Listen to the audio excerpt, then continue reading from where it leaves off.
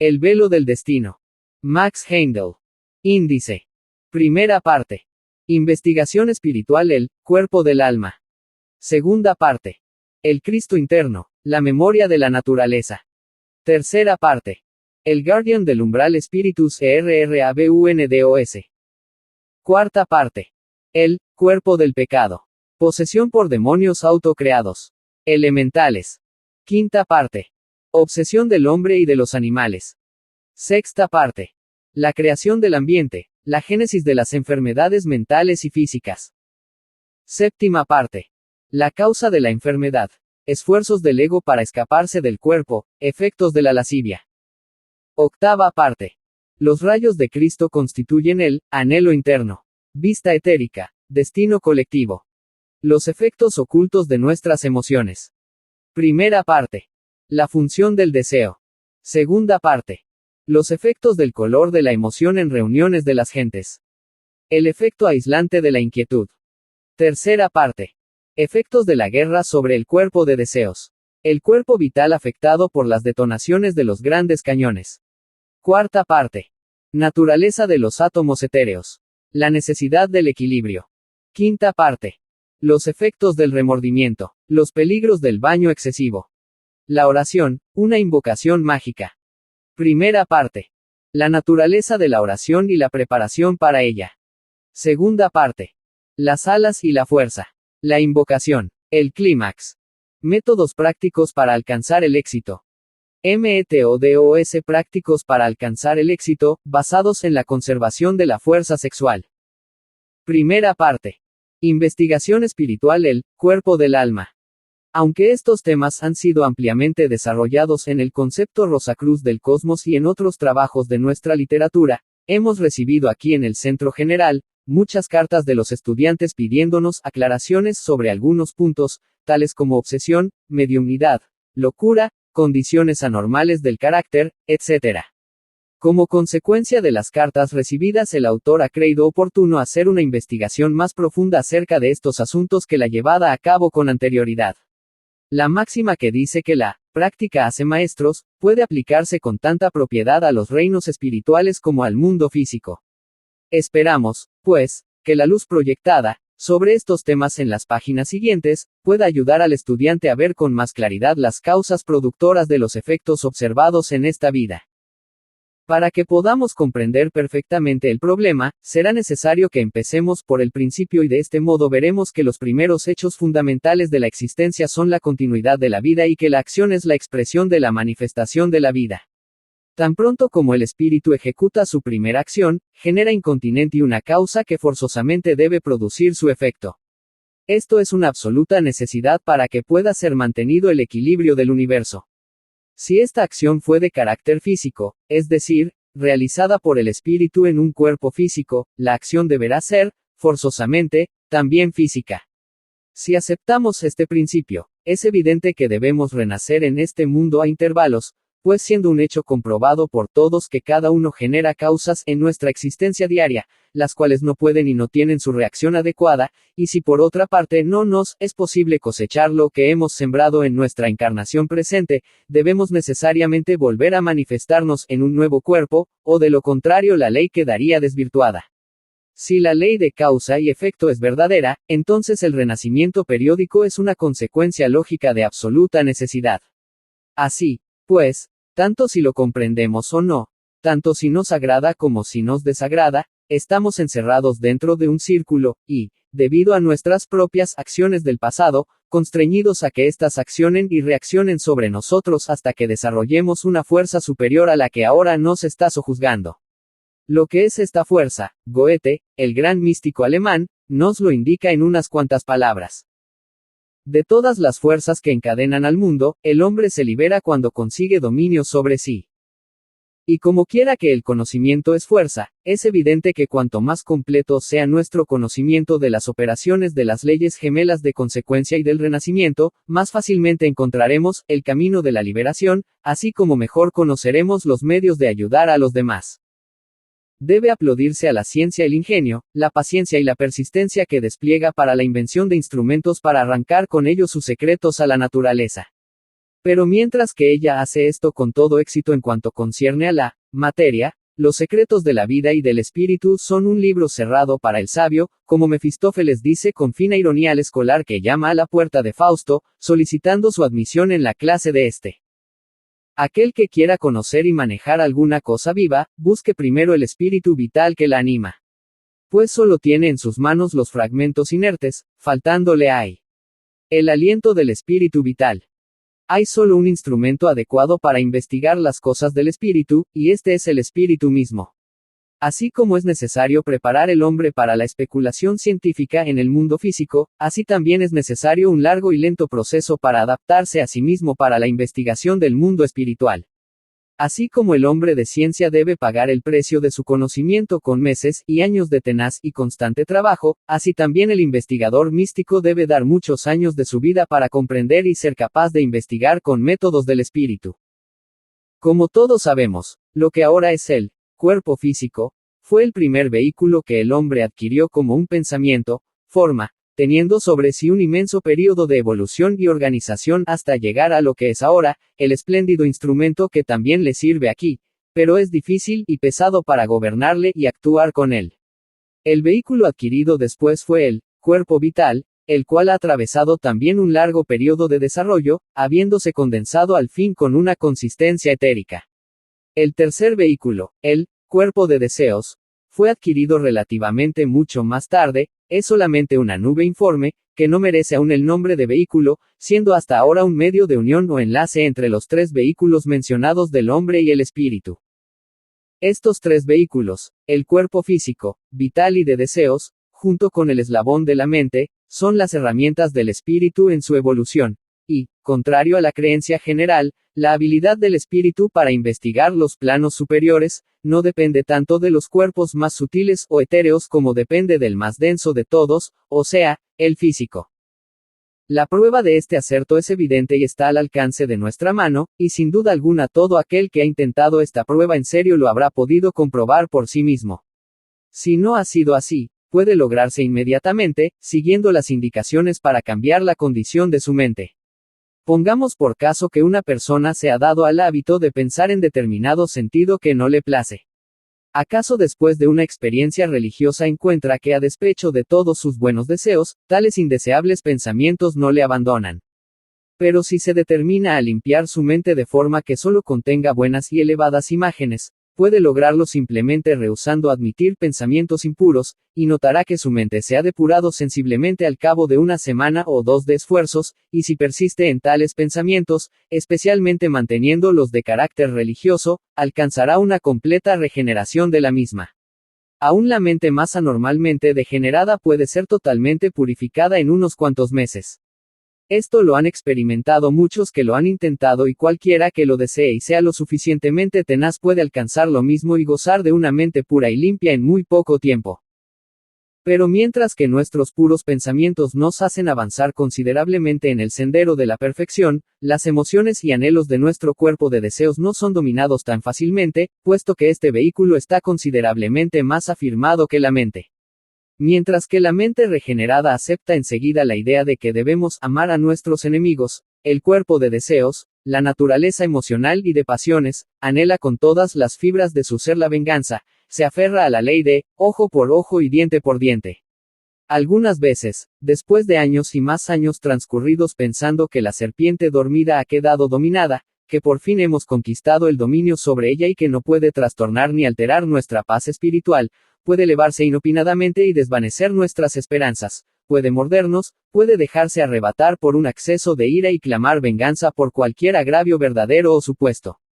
Entonces será necesario emplear toda la fuerza de la naturaleza superior para dominar esta parte rebelde de nuestro ser. Esto, cree el autor, es el aguijón de la carne respecto al cual aludía San Pablo cuando elevó al cielo sus preces recibiendo esta contestación: mi gracia es suficiente para ti. Ciertamente es necesario toda la gracia que uno pueda concebir para vencer y como una vigilancia eterna es el precio de la seguridad, la garantía de nuestra salvación, debemos vigilar y rogar. El cuerpo de deseos es el responsable de todas nuestras acciones, ya sean estas buenas, malas o indiferentes, y los filósofos orientales, por lo tanto, han enseñado algunas instrucciones a sus discípulos para matar el deseo, y para abstenerse de obrar, bien o mal, tanto como les sea posible, con objeto de que de este modo puedan liberarse de la ley del nacimiento y muerte. Pero esos arrebatos que constituyen tan gran amenaza cuando nos dominan, pueden ser eficaces para el servicio, bajo nuestra propia guía y dirección. Nosotros no pensaríamos ni por un momento el embotar o quitar el temple del filo de un cuchillo, pues si así lo hiciéramos no podríamos cortar nada con él. De igual modo el temple de nuestro cuerpo de deseos debe ser dominado, pero por ninguna razón destruido, pues la fuerza dinámica para el movimiento y la acción del mundo invisible está almacenada en este cuerpo de deseos, y a menos que permanezca intacto, nosotros no podemos esperar el equilibrarnos en él, del mismo modo que un transatlántico cuyas máquinas estuvieran funcionando mal no podría hacer frente a los embates del oleaje de una tempestad. Hay algunas sociedades que enseñan métodos negativos de desarrollo y una de sus primeras instrucciones a sus discípulos es la de encogerse de hombros y hacerse perfectamente negativos. Cualquiera que se dirigiera desde el mundo físico al mundo espiritual equipado con tales armas, se encontraría como un madero en medio del océano, traído y llevado por las olas, siendo presa y juguete de toda clase de corrientes. Y como quiera que en los mundos internos, al igual como aquí, hay seres que tienen de todo menos el ser bondadoso, seres que están dispuestos para aprovecharse de cualquiera que se aventura en su mundo sin estar debidamente instruido para protegerse contra ellos. Así pues, podemos ver que es de primordial importancia el sujetar nuestros deseos a la voluntad del espíritu, aquí en este mundo, y el forzar al cuerpo de deseos a la obediencia, para que pueda ser entrenado y ejercitado antes de que intentemos penetrar en el mundo interno. Aquí está en una gran extensión mantenido en jaque por la razón de que se haya interpolado dentro del cuerpo físico y por lo tanto no puede zarandearnos de un lado para otro, como puede hacerlo cuando se ha libertado de la cárcel de nuestro cuerpo denso. Pero aún el control del cuerpo de deseos, difícil como es de conseguir, no servirá para hacer consciente al hombre en los mundos invisibles, porque dicho cuerpo no ha evolucionado hasta tal punto en que pueda servir como un real instrumento de conciencia. Todavía está en estado informe y nebuloso en la gran mayoría de la humanidad, y solo un número de vórtices se halla presentes como centros sensoriales o focos de conciencia, y estos no están aún suficientemente desarrollados para que puedan llenar su cometido sin algún auxilio. Por lo tanto es necesario actuar sobre el cuerpo vital y adiestrarlo de tal modo que pueda ser utilizado para los vuelos del alma. Este vehículo, según ya sabemos, está compuesto de 4 éteres. Es por la acción de este cuerpo que podemos manipular el más denso de nuestros vehículos, el cuerpo físico, el cual suponemos generalmente que constituye todo el hombre. Los éteres químicos y de vida forman la matriz de nuestros cuerpos físicos. Cada molécula del cuerpo físico está sumergida en una red de éter que la interpenetra y le infunde vida. Por medio de estos éteres, las funciones corporales, tales como la respiración, etc., se llevan a cabo, y la densidad y consistencia de estas matrices de éter determinan el estado de salud. Pero la parte del cuerpo vital formada por los 2 éteres superiores, el éter de luz y el reflector, constituyen lo que en nuestra doctrina denominamos el cuerpo, alma. Es decir, está más íntimamente ligado con el cuerpo de deseos y la mente y es más sensible al contacto espiritual que los 2 éteres inferiores.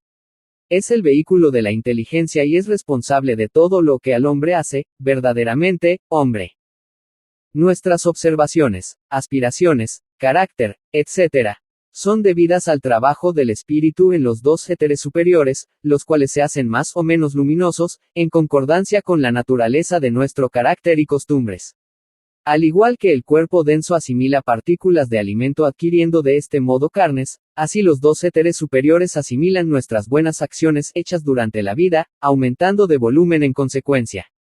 En armonía con nuestros hechos durante la vida terrestre, aumentamos o disminuimos lo que traemos con nosotros al nacer.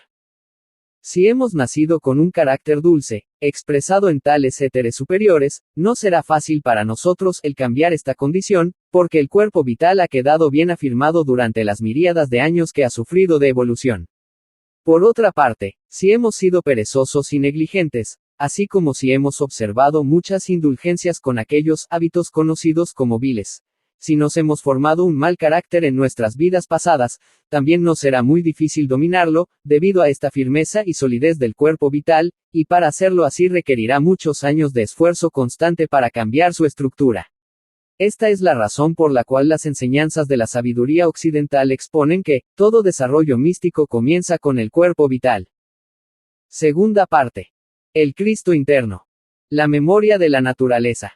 Hay muchas personas que confunden el espiritualismo con una gran ostentación emocional, pero como hemos visto en el capítulo anterior, esta idea no tiene ningún fundamento real.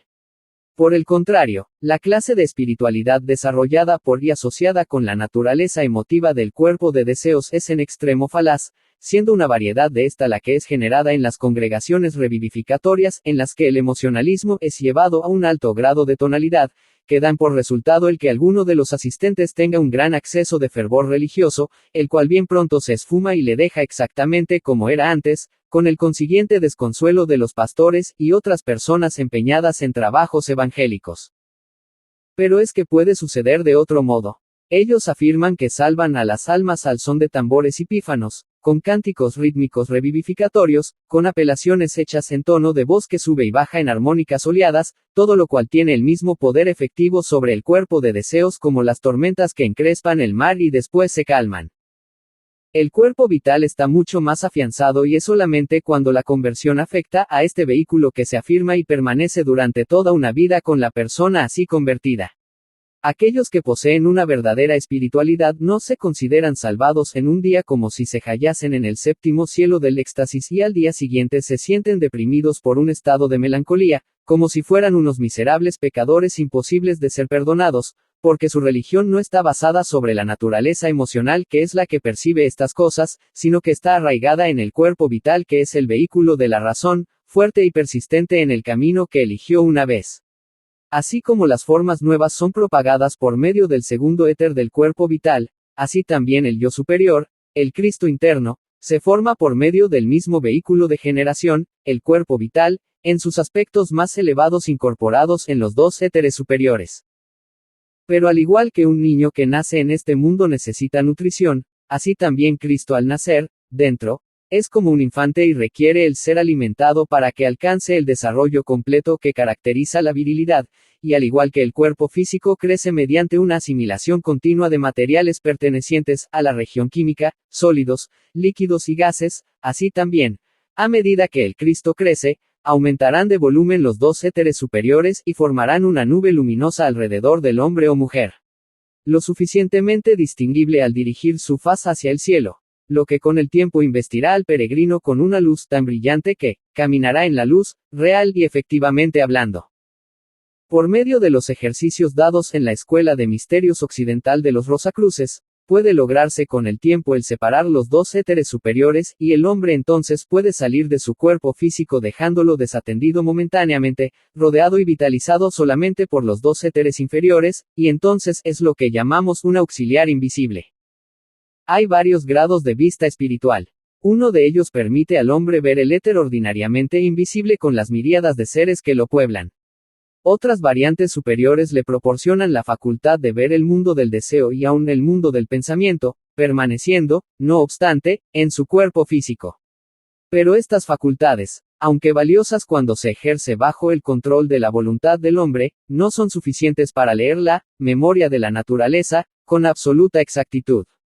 Para hacer esto y efectuar las investigaciones necesarias con objeto de que uno pueda comprender cómo se teje y desteje el velo del destino, es necesario poseer la facultad de salir del cuerpo físico y funcionar fuera de él en ese cuerpo, alma, el cual hemos dicho se haya formado de los dos éteres superiores, estando al mismo tiempo investidos con el cuerpo de deseos y la mente. De este modo el investigador se halla en posesión completa de sus facultades, él conoce todo lo que sabe del mundo físico y tiene la habilidad de traer consigo a la conciencia de vigilia las cosas que ha aprendido fuera. Cuando uno posee esta habilidad debe aprender también a dominarse a sí mismo para comprender las cosas que ve fuera de su cuerpo, pues debe compenetrarse de esto. No basta con que seamos capaces de abandonar nuestro cuerpo para entrar en otro mundo y ver las cosas de él. Por este hecho no nos hacemos omniscientes, del mismo modo que no sabemos el uso ni el modo de actuar de todas las cosas del mundo físico a pesar de vivir aquí día tras día y año tras año. Para ello se necesita mucho estudio y aplicación con objeto de hacerse familiar con los fenómenos del mundo en el que estamos viviendo con nuestros cuerpos físicos. Así pues, este libro, La Memoria de la naturaleza, no podemos leerlo fácilmente al primer intento ni al segundo, porque lo mismo que para aprender a leer un niño nuestros libros ordinarios, necesita emplear mucho tiempo, así también se necesitan muchos esfuerzos y mucho tiempo para descifrar este maravilloso pergamino. Es un hecho muy conocido por todos los estudiantes de la ciencia que la historia de la Tierra está escrita en caracteres inconfundibles sobre las rocas y los glaciares. Sobre cada piedra se encuentra algún signo que guía al investigador capacitado para descifrar su mensaje concerniente al desenvolvimiento de la Tierra durante las épocas pasadas, y es curioso leer en los libros de texto referentes a esta materia, el modo en que los exploradores de esta ciencia han podido reconstruir la historia, valiéndose de infinidad de tales indicios. Asimismo es muy conocido el fenómeno de que cada movimiento individual que nosotros hacemos, deja tras sí huellas que pueden ser reproducidas aunque ellas son invisibles aún para nosotros mismos. El ingenio maravilloso exteriorizado por los indios, según citas de Fenimore Cooper y otros, para perseguir y descubrir a sus amigos o enemigos a través de la selva virgen guiados por los arbustos rotos, etc., es superado extraordinariamente por los científicos del día, quienes por sus conocimientos antropométricos son capaces de identificar a los criminales por sus marcas digitales. Las fantásticas hazañas en apariencia de Sherlock Holmes se han duplicado mediante los actuales métodos para la identificación criminal. Los movimientos de la humanidad de hoy pueden ser reproducidos gracias a la cámara cinematográfica después de que transcurran muchos años de que sus actores reales se han consumido en la tumba, y así, iluminados por los últimos descubrimientos, podemos preparar nuestras mentes para aceptar la creencia de que existe un registro automático de la vida humana y de la vida de los pueblos, conservado en lo que podemos llamar, a falta de un nombre mejor, la memoria de la naturaleza. Esta nos muestra los estados de evolución alcanzados por todos los seres vivientes y proporciona a los ministros de Dios, los ángeles guardianes, la perspectiva necesaria con objeto de ayudarnos en nuestro esfuerzo para alcanzar la sabiduría, el conocimiento y el poder, el motivo por el cual esas lecciones son necesarias para nuestro ulterior avance en el sendero. En lo que se refiere a un individuo, este registro comienza en el momento en que él emite su primer impulso respiratorio y continúa hasta que el último soplo de su vida ha vaciado las arterias de su sangre. Nosotros sabemos que todo el universo es una constante vibración de vida y que todos los objetos emiten de sí mismos ondas vibratorias que revelan su naturaleza y presencia. También sabemos que cuando un niño efectúa su primera respiración, se cambian las condiciones fisiológicas del corazón, cerrándose el orificio ovalado y la sangre viene forzada a circular por el corazón y los pulmones. Aquí, esta se encuentra con el aire cargado con una imagen de los alrededores, y así, la sangre, que es el vehículo del ego, absorbe en los pulmones una fotografía completa del mundo que le rodea. Cuando la sangre corre a través del ventrículo izquierdo del corazón, deja una huella impresa sobre el diminuto átomo simiente situado en el ápice, lo cual corresponde a la cámara cinematográfica. Tampoco debe presentársenos ningún obstáculo para aceptar y creer esta idea de que pueda ser posible imprimir un gran número de imágenes sobre una superficie tan pequeña. Cuando nosotros consideramos que la imagen de la luna que percibimos en nuestra retina es un diámetro menos de 0.02 partes de una pulgada, podemos considerar que una imagen mucho más pequeña puede ser bien distintivo, puesto que aún dentro de tan pequeño espacio podemos notar a simple vista un gran número de montañas y valles de la luna. La imagen de un hombre a la distancia de 100 pies, o cosa así, no llega a la 1/20 parte de una pulgada, según ha dicho una autoridad en estas materias, y sin embargo podemos distinguir en tan diminuta imagen la expresión de la cara, el modelo del traje, etc. Análogamente, hay sobre este pequeño átomo simiente una imagen de todas las acciones realizadas por nosotros, un cuadro de todas las escenas en las que hemos tomado parte durante todo el tiempo que media entre el nacimiento y la muerte. Jorge de Maurier y Juanito London describen en Peter Ibbotson y en The Star Rover, cómo una persona viviente puede volver a vivir otra vez los sucesos de su niñez, en las que se ve a sí mismo, a sus compañeros de juego, a sus padres, a todo el ambiente de aquel entonces, reproducido en efecto del recuerdo o registro etérico de su vida infantil y aún de pasadas encarnaciones.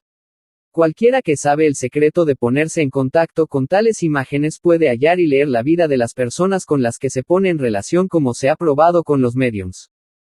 Pero mientras que los sucesos recientes y contemporáneos pueden leerse con relativa facilidad, se hace gradualmente difícil el leer según va uno yendo hacia atrás, porque los cuadros impresos en el éter son imprecisos cuando se comparan con sus correspondientes que se encuentran en planos superiores y además se desvanecen gradualmente. Cuando un vidente examina a una persona que está por caer enferma, encuentra que su cuerpo vital se está haciendo más tenue y cuando éste ha alcanzado un determinado punto de sutilidad en el que ya no le es posible soportar al cuerpo físico, entonces este último comienza a sentir los síntomas de lo que llamamos enfermedad. Por el contrario, algún tiempo antes de que comprobemos el restablecimiento físico, el cuerpo vital empieza a adquirir más densidad, período que marca el comienzo de la convalecencia. Es asimismo patente para todos aquellos que tratan a las víctimas de accidentes, que éstas no sufren tan agudamente cuando acaban de sufrir el accidente como algo después. Esto es debido a que el cuerpo vital en el momento del accidente queda ileso y por lo tanto el efecto total del accidente no se nota hasta que este vehículo se ha hecho más tenue e incapaz de sostener el proceso vital. Podemos, pues, observar que hay cambios en el éter de un ser humano, y acorde al axioma hermético, como arriba, es abajo, y viceversa. Hay también cambios en el éter planetario el cual constituye el cuerpo vital del espíritu terrestre, y como la memoria consciente de los sucesos recientes que es muy intensa en el ser humano palidece gradualmente, así también el registro etérico, que es el más inferior aspecto de la memoria de la naturaleza, se debilita con el tiempo. En la más elevada subdivisión de la región del pensamiento concreto, justamente en la línea fronteriza que separa el espíritu de la materia, se efectúa una impresión de las cosas y sucesos más profunda, límpida y duradera que la del registro etérico, porque mientras que los sucesos inscriptos sobre este registro se esfuman y quedan como manchas en el curso de unos cuantos centenares de años, y aun acontecimientos importantes pueden durar solamente 1000 o 2000 años, el recordatorio que hallamos en la más elevada subdivisión de la región del pensamiento concreto permanece durante todo el período terrestre. Mientras que los cuadros impresos en el éter reflector pueden ser examinados y leídos por un vidente falto de ejercitamiento que posea únicamente un poco de vista espiritual, se requiere pasar a través de varias iniciaciones antes de que sea posible para cualquiera el leer los recuerdos conservados en la elevada región citada antes. Se comprenderá fácilmente la relación que existe entre este registro y el impreso en el éter y también entre el recuerdo absolutamente permanente que se haya inscripto en el mundo del espíritu de vida, si se examina el diagrama NU con acento agudo M1 del concepto Rosacruz del cosmos. Paracelso llama al recuerdo impreso en el éter vista sideral, y Eliphas Levi, el gran cabalista, habla de estos recordatorios como si se conservasen en la luz astral. Esta es una definición verídica, pues aunque no tienen nada que ver con las estrellas, como se podría interpretar por su nombre, ellos se hallan en la región etérica más allá de la atmósfera de la Tierra. El médium o la víctima hipnótica que abandona su cuerpo por un método negativo y bajo un control ajeno a él, levita hacia tales planos tan naturalmente como el cuerpo físico gravita hacia la Tierra. Como hemos dicho en el concepto Rosacruz del cosmos referente a la constitución de nuestro planeta, el sendero de la iniciación pasa por medio de la Tierra de la circunferencia al centro, un estrato cada vez, y aunque nuestros cuerpos físicos son impulsados en tal dirección por atracción gravitacional, su densidad evita que la traspase, tan eficazmente como la fuerza de levitación repele a la clase inculta antes citada de los recintos sagrados. Solamente cuando por el poder de nuestro propio espíritu salimos de nuestro cuerpo denso, instruidos por y como consecuencia de una recta manera de vivir, somos capaces de leer el registro etérico con la mejor de las ventajas. A un punto más avanzado de progreso el estrato del agua, de la tierra es abierto al iniciado y entonces se pone en un estado conveniente para leer el recuerdo de los pasados sucesos grabados permanentemente en la viviente substancia de la región de las fuerzas arquetípicas, donde la duración y el espacio prácticamente no existen y donde todo es un eterno y permanente ahora. Tercera parte. El Guardian del Umbral Spiritus ERRABUNDOS. Mientras que estamos leyendo y tratando de cómo se teje y desteje el velo del destino, es conveniente que dediquemos algún espacio a ese misterioso guardián del umbral, que es tan poco conocido y generalmente mal concebido.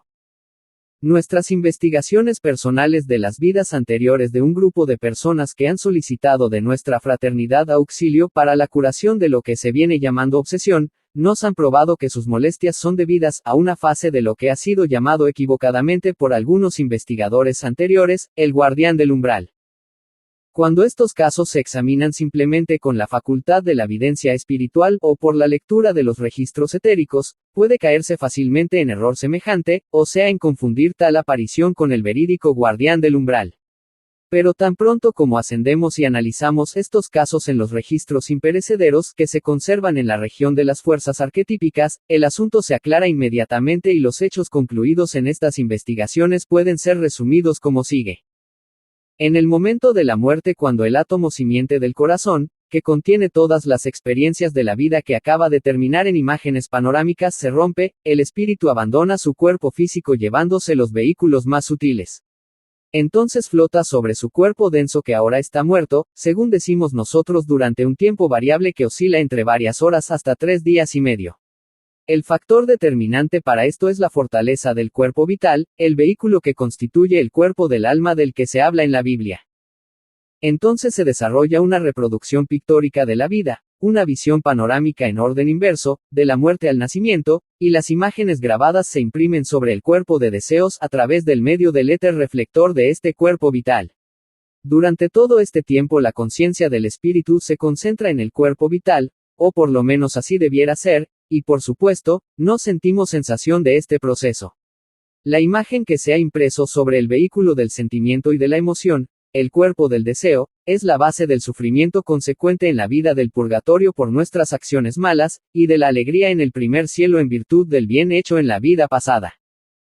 Estos fueron los puntos principales que el autor ha podido observar personalmente acerca de la muerte, en la época en que primeramente se le dieron a conocer las enseñanzas y cuando fue llevado, con ayuda del maestro, a presenciar las reproducciones panorámicas de la vida cuando las personas observadas estaban pasando por la puerta de la muerte, pero las investigaciones de los últimos años le han revelado el hecho adicional de que hay otro proceso en acción en esos días tan importantes que siguen a la muerte. Una división se produce en el cuerpo vital semejante a la del proceso de la iniciación. Todo cuanto de este vehículo pueda ser propiamente calificado de alma, se une a los vehículos superiores y forma la base de la conciencia en los mundos invisibles después de la muerte. La parte inferior, que ha sido desechada, vuelve al cuerpo físico y flota sobre la tumba en la mayoría de los casos, como ya se ha dicho en el concepto Rosacruz del cosmos. Esta separación del cuerpo vital no es lo mismo en todas las personas, sino que depende de la naturaleza de la vida vivida y el carácter de la persona que está pasando al más allá. En casos extremos esta división varía muchísimo de lo normal. Este punto tan importante nos hizo pensar en muchos casos de supuesta obsesión de espíritus que han sido investigados por el Centro General y en efecto, fueron estos casos los que desenvolvieron los descubrimientos pasmosos, y de un alcance tan extraordinario efectuados en nuestras investigaciones más recientes, respecto a la naturaleza de las obsesiones de las cuales sufrían las personas que acudían a nosotros en busca de remedio. Como puede comprenderse fácilmente, la división en tales casos indicó una preponderancia del mal y entonces se efectuaron los esfuerzos necesarios para hallar si había alguna otra clase de personas con otras clases de divisiones o separaciones en las que se manifestase una preponderancia del bien. Es una alegría el dejar sentado que así fue en efecto, y después de analizar los casos descubiertos y balanceando uno con otro, puede decirse que el resumen siguiente expresa la realidad exacta de las condiciones observadas y sus razones. El cuerpo vital anhela construir el físico, a la vez que nuestros deseos y emociones contrarían su acción. Es la lucha entre el cuerpo vital y el de deseos lo que produce la conciencia en el mundo físico y lo que endurece los tejidos, y de este modo el flexible cuerpo del niño se hace más y más rígido, y lo lleva a la decrepitud, preliminar de la muerte. La moralidad o inmoralidad de nuestros deseos y emociones actúan en manera semejante sobre el cuerpo vital. Cuando la devoción hacia ideales elevados es el móvil de la acción, cuando la naturaleza devocional ha podido manifestarse libre y frecuentemente y sobre todo cuando todo esto ha sido acompañado de los ejercicios científicos indicados, a los probacionistas de la Fraternidad Rosacruz, disminuye gradualmente la cantidad de los éteres químicos y de vida, a medida que los apetitos animales se esfuman y en su lugar se manifiesta un aumento progresivo de los éteres superiores, el de luz y el reflector. Como consecuencia de ello, la salud física no es tan robusta entre aquellos que persiguen el sendero superior, como entre los que, cuya satisfacción de las pasiones inferiores, atraen los éteres más groseros, el químico y el de vida, con exclusión total de aquellos en proporción a la extensión y naturaleza de sus vicios. Siguen a este acto algunas consecuencias muy importantes relacionadas con la muerte. Como quiera que es el éter químico el que amasa a las moléculas del cuerpo para que permanezcan en su respectivo lugar y las conserva en él durante la vida, cuando solamente hay presente un mínimo de este material, la desintegración del vehículo físico después de la muerte debe ser muy rápida. El autor no ha tenido ocasión de comprobar esto porque es muy difícil el encontrar hombres de cualidades espirituales muy elevadas que hayan fallecido recientemente, pero parece que debe ser así por el hecho registrado en la Biblia de que el cuerpo de Cristo no fue hallado en la tumba cuando la gente fue a buscarlo. Como ya tenemos dicho en relación con este asunto, Cristo espiritualizó el cuerpo de Jesús tan altamente, lo hizo tan vibrante que fue casi imposible el poder conservar las partículas en su lugar durante los años de su ministerio. Esto ya era conocido por el autor, por las enseñanzas de los hermanos mayores y por la investigación hecha por él mismo en la Memoria de la Naturaleza, pero el poder referirse a este asunto al tratar el tema general sobre la muerte y la existencia post-mortem no le fue concedido hasta hace poco. El verdadero guardián del umbral es la compuesta entidad elemental, creada en los planos invisibles por todos los malos pensamientos y obras que no se han transmutado durante el pasado período de evolución. Este guardián está custodiando la entrada de los mundos invisibles y desafía nuestro derecho para penetrar en los mismos. Esta entidad debe ser redimida o transmutada en su oportunidad. Por nuestra parte debemos generar equilibrio y fuerza de voluntad suficiente para resistir su encuentro y poder mandar sobre ella, antes de que, conscientemente, podamos penetrar en los mundos suprafísicos. Como ya hemos dicho, el interés de una vida mundanal aumenta la proporción de los dos éteres inferiores del cuerpo vital a expensas de los dos más elevados.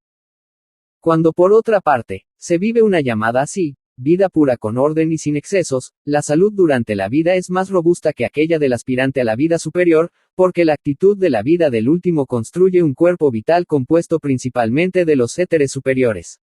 Este ama el pan de la vida, más que el sustento físico y por lo tanto su instrumento se hace más y más delicado, con un sistema nervioso más complejo, condición sensitiva que con mayor propiedad impulsa las cosas del espíritu, pero que es una tarea muy dura desde el punto de vista físico.